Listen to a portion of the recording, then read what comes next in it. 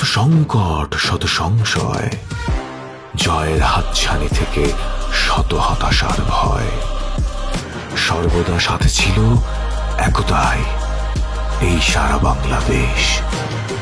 জয়ের আনন্দ উল্লাস অথবা পরাজয়ের গ্লানি, সর্বদা সাথে ছিল একতাই এই সারা বাংলাদেশ। আমারও দেশের পতাকা হাতে বিশ্ব মঞ্চে এই যাত্রা। অতীতের গ্লানি মুছে দিবে অকুতোভয়দের নতুন মাত্রা।